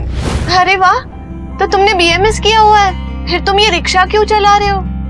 मैडम मेरे आगे पीछे कोई नहीं है, ना माँ बाप ना कोई और। अपना बिजनेस स्टार्ट करना चाहता हूँ, उसी के लिए पैसे जमा कर रहा हूँ। अरे पर इतनी अच्छी डिग्री के साथ तुम कोई अच्छी खासी नौकरी भी तो कर सकते हो, ये रिक्शा चलाने की क्या जरूरत है? वो क्या है ना मैडम, अपने देश में केवल 3 चीजें चलती हैं, अनशन, रिजर्वेशन और डोनेशन। और इन तीनों चीजों के लिए ना मेरे पास औकात है और ना किस्मत। अपनी किस्मत तो इन 3 पहियों पर है, रोज चलाओ रोज कमाओ। इसके लिए ना औकात लगती है ना किस्मत। आप देखिएगा मैडम जी, बहुत जल्दी मैं अपना बिजनेस शुरू करूंगा। That's great. अगर कोई हेल्प की जरूरत पड़ी तो जरूर बता देना। सर वैसे तो किसी के घर की बात ऐसे बतानी नहीं चाहिए, लेकिन पिछले कुछ दिनों से जब भी अपनी माँ से फोन पे बात करती थी अपने पिताजी को लेके बहुत परेशान लगती थी। आई तो फिर से वो लेके बैठ गई। आई मैं तुझे दोबारा बता रही हूँ, वो मेरा बाप नहीं है। क्या हुआ मैडम, कुछ प्रॉब्लम है क्या? तुम अपने काम से काम रखो, वरना मैं दूसरा ऑटो कर लूंगी। अच्छा, तुमने कभी मनीषा को गोराई खाड़ी के आसपास छोड़ा या कभी आना जाना हुआ? नहीं सर, गोराई खाड़ी के पास तो कभी जाना नहीं हुआ। उनके सारे ट्यूशंस लिंक रोड या एसपी रोड पे ही थे। ठीक है, तुम जा सकते हो, जरूरत पड़ेगी तो दोबारा बुलाएंगे। ठीक है सर। ये इम्पॉसिबल है सर, मेरी आई कुछ गलत नहीं कर सकती। सर वो तो बहुत अच्छी है, उन्होंने मेरे लिए जो सेक्रीफाइसेस किए ना मैं उन्हें कभी नहीं भूल सकता। सर मुझे पाला पोसा बड़ा किया, कभी कोई कमी नहीं छोड़ी सर। कहीं ऐसा तो नहीं कि तुम्हारी पढ़ाई पे होने वाले खर्च को निकालने का शॉर्टकट तरीका उनका? लड़की के बदले बहुत बड़ी रकम मिलने वाली थी उन्हें। नहीं सर, वो तो खुद इस दलदल से निकलने की दिन रात कोशिश कर रही थी। वो भला किसी को इस दलदल में क्यों डाले सर? तो उन्होंने मनीषा को क्यों मारा? मैं नहीं मानता कि मेरी आई ने किसी का खून किया है सर, वो ऐसा नहीं कर सकते। हेलो, हाँ बोला। ठीक सर। तुम बैठो बाहर, हम आते हैं।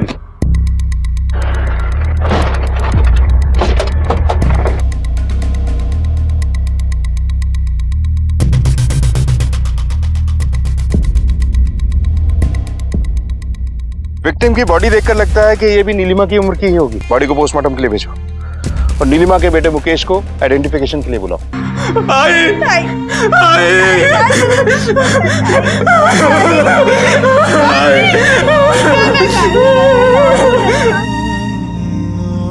तू खर्चे की चिंता मत कर, मैं हूं ना, तू सिर्फ पढ़ाई पे ध्यान दे। सर नीलिमा की पोस्टमार्टम रिपोर्ट। सर इस पोस्टमार्टम रिपोर्ट के हिसाब से मौत 10 से 12 दिन पहले हुई थी, यानी कि जिस दिन वो गायब हुई थी उस दिन से। सर मौत सिर पे पत्थर मारने की वजह से हुई थी और विक्टिम के हाथों में कुछ बाल मिले हैं सर, जो कि किसी औरत के हैं। नीलिमा की मौत मनीषा की मौत से पहले हुई थी। पाटिल, इन बालों का डीएनए मनीषा के डीएनए से मैच करो। पुलिस को अब तक यही लग रहा था कि मनीषा की मौत के पीछे नीलिमा का ही हाथ है और हत्या करके वो कहीं फरार हो गई है। ये दोनों अलग अलग रहने वालों के बीच ऐसा क्या कनेक्शन था कि दोनों को ही मौत के घाट उतार दिया गया? केस का यह पड़ाव पुलिस को एक ऐसी दिशा में ले जा रहा था जहां तहकीकात के रास्ते में कई उलझनें थी, लेकिन दोनों मर्डर्स के तार को जोड़ते जोड़ते पुलिस इस केस को सुलझाने के लिए दिन रात एक कर रही थी। सर ये रही डीएनए रिपोर्ट। इसका मतलब है कि मनीषा ने ही नीलिमा को मारा है। तो फिर मनीषा को किसने मार डाला? और मनीषा के नाखून में मिले क्रीम के सैंपल्स नीलिमा के घर में मिले मेकअप के सामान से मैच कैसे हुए? सर हमें ना तो मर्डर वेपन मिला है, ना कोई ऐसा शख्स जो इन दोनों में कॉमन हो। पाटिल, इस केस की कोई एक कड़ी है जो हमसे छूट रही, और जब तक ये कड़ी हमारे हाथ नहीं लगती मुजरिम के हाथ में हथकड़ी नहीं लग पाई। मुझे लगता है हमें एक बार फिर से इस केस को रिविजिट करना चाहिए। नीलिमा गायब हुई थी 16 अक्टूबर को। इसके साथ जुड़े थे मुश्ताक और राखी और एक फेक आईडी जो रवि वाघमारे के नाम से ली गई। मनीषा की लाश हमको मिलती है 31 अक्टूबर को। मनीषा का खून किसने किया यह अभी तक एक सवाल है। और मनीषा की जिंदगी में कौन था? मनीषा को नफरत थी अपने पापा सुनील से, और सुनील का नीलिमा से कोई रिलेशन नहीं। पॉसिबल है सर। ये तो क्लियर है कि मनीषा ने ही नीलिमा को मारा और नीलिमा के हाथ में मनीषा के बाल इन दोनों के बीच हुई झड़प के दौरान आए हों और मनीषा ने खुद को बचाने के लिए नीलिमा को मारा होगा। पॉसिबल है सर। फिर कुछ दिनों बाद किसी ने मनीषा को मार डाला और मनीषा के नाखूनों में जो मेकअप क्रीम मिली वो नीलिमा की मेकअप क्रीम से मैच करती थी। अब नीलिमा मनीषा को नहीं मार सकती क्योंकि नीलिमा खुद कुछ दिन पहले मर चुकी है। एक बात तो कंफर्म है सर, कातिल कोई भी है वो औरत है, क्योंकि हमें मनीषा के नाखून से क्रीम मिली। 2 फीमेल विक्टिम्स हैं और 2 फीमेल किलर्स। पाटिल, रवि वाघमारी की फेक आईडी से लिया गया वो नंबर जिससे नीलिमा की अक्सर बात हुआ करती थी, वो जिस सेल फोन से यूज होता था उसमें कोई नया नंबर एक्टिव हुआ? नहीं सर। पाटिल, उस नंबर की डिटेल्स एक बार फिर से चेक करो। उस नंबर से किन किन लोगों से बात हुई, किस किस लोकेशन पे वो एक्टिव था, सब चेक करो।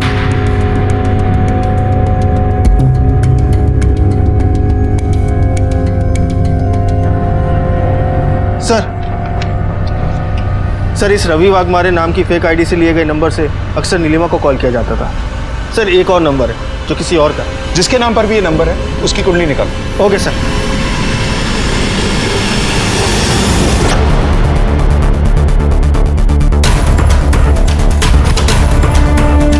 रिया राजपूत कौन है? वो रिया। क्या हो? Yes sir. रवि वाघमारे को कैसे जानती हो? सर मैं किसी रवि वाघमारे को नहीं जानती। 44457 इस नंबर से बहुत बार बात होती है तुम्हारी।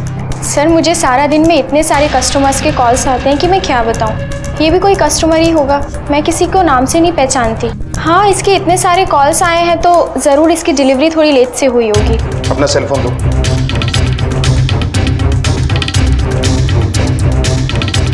सर नंबर सेव नहीं। ठीक है सर, अगर कोई और केस होता तो मैं इस बात पे गौर नहीं करता। हालांकि मनीषा के कातिल का क्लू भी हमें मनीषा के नाखून में मिले मेकअप क्रीम से मिला है। सर, इस रिया ने भी काफी मेकअप किया हुआ है। सर, हो ना हो इस रिया का कुछ तो लेना देना है इस केस से। मुझे इस रिया के पिछले 3 महीने के कॉल रिकॉर्ड्स और लोकेशन डिटेल्स चाहिए। देखते हैं कि 31 अक्टूबर के दिन, जिस दिन हमें मनीषा की लाश मिली, इस रिया के सेल की लोकेशन क्या थी। Okay sir. हेलो, सुनो, तुम मुझे आधे घंटे में आके मिलो। नहीं, मुझे कुछ अर्जेंट बात करनी है। हाँ, जल्दी आओ। सर, रिया की डिटेल मिलने के बाद केस आईने की तरह साफ हो चुका है। 31 अक्टूबर को मनीषा का फोन जिस लोकेशन पर एक्टिव था और उसका मर्डर हुआ था, ठीक उसी जगह उसी वक्त रिया का फोन भी एक्टिव था। फौरन इस रिया को अरेस्ट करते हैं।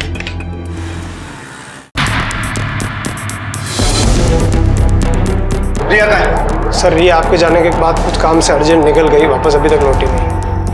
नंबर लाओ sir. Sir, number switch off जा रहा है। हमें रिया का एड्रेस दीजिए फौरन। जी सर।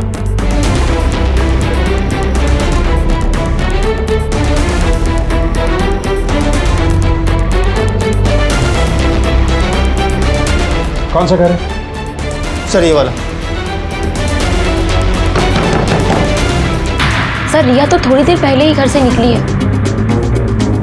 अरे, तू कहाँ जा रही है? मौसी की, उनकी तबीयत ठीक नहीं है। कहाँ रहती है उसकी मौसी? सर, हम दोनों 2 साल से एक साथ ही रहते हैं। मुझे बस इतना पता है कि वो अनाथ है और तलाकशुदा है। मुझे कभी उसने अपने मुंह से नहीं बोला कि इसका कोई यहाँ रिलेटिव या रिश्तेदार यहाँ रहता है।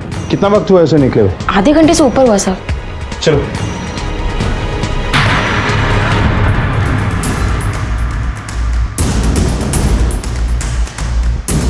फौरन रिया के अपडेटेड कॉल रिकॉर्ड्स मंगाओ।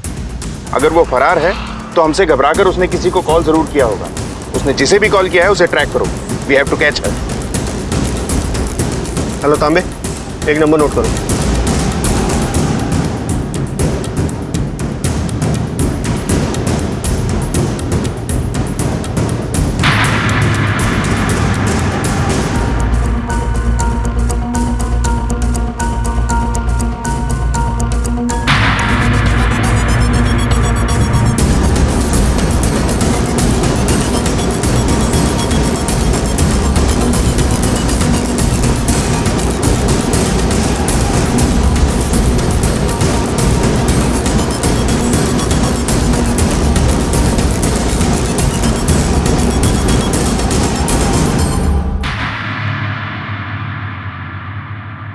क्या हुआ सर? मोबाइल दे। सर, बात क्या है? मोबाइल दे।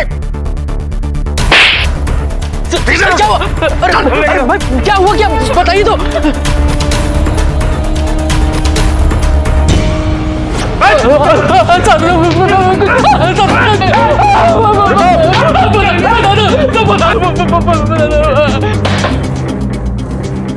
बोल, क्या खिचड़ी पक रही थी?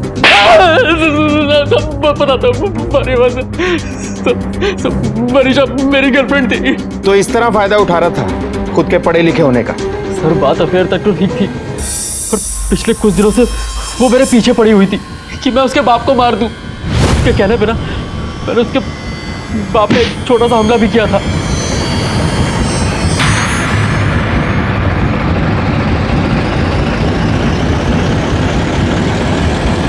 सर, अमित और मैं पिछले 3 महीनों से रिलेशनशिप में थे। हम दोनों ने तय किया था कि हम शादी करेंगे, लेकिन वो मनीषा अमित को बहुत परेशान कर रही थी। उसके पीछे हाथ धोकर पड़ी थी, उसे पाना चाहती थी। इनफैक्ट मैंने मनीषा को समझाया भी, लेकिन वो समझी ही नहीं। अमित, तुम इसे बताओ तुम मुझसे कितना प्यार करते हो और हमारी शादी होने वाली है। अमित, बोलो ना इसे जाने के लिए। कौन है ये और हमारे बीच में क्यों आ रही है? तुम बोलो इसे। तुम मुझसे शादी। मैं बीच में नहीं आ रही, तू बीच में आ रही है। अमित सिर्फ मेरा है। अब चुपचाप पतली गली से निकल ले, वरना ऐसा हाल करूंगी ना तो याद रखेगी, समझी? तू क्या करती?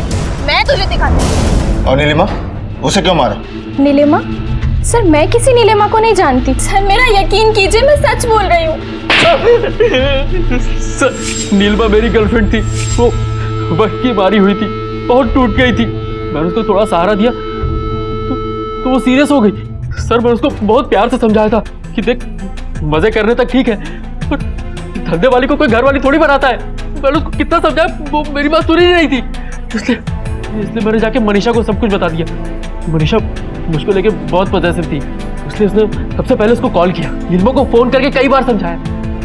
फिर मैंने नीलिमा को फोन करके कुराई की खाड़ी के पास बुलाया, ये कह के कि मैं अपने सारे जमा किए हुए पैसे उसको दे दूंगा, मगर बदले में उसे मुझे छोड़ना होगा हमेशा के लिए। सर मैं जानता था उसको पैसे की जरूरत थी। सुन, तू मेरे अमित की जिंदगी से निकल जाओ। अमित सिर्फ मेरा है और मैं बहुत जल्द इससे शादी करने वाली हूँ। सर मनीषा ने मेरा जीना हराम कर दिया था। दिन भर एक ही बात टेप की तरह रटती रहती थी कि मैंने तुम्हारा नीलिमा से पीछा छुड़ाया, अब तुम्हें मेरा काम करना होगा, मेरे बाप को मारना होगा। सर उसने मुझे धमकी देना शुरू कर दिया था कि अगर मैंने उसका काम नहीं किया तो मुझे नीलिमा के मर्डर में फंसा देगी। उसी दिन मैंने सोच लिया कि मैं इसका भी काम तमाम कर दूंगा। पढ़े लिखे थे, अच्छा करियर बना सकते थे, क्या मिला ये सब करके? तूने दो इंसानों की जान ली, और वो भी वो इंसान जो तुझसे प्यार करते थे।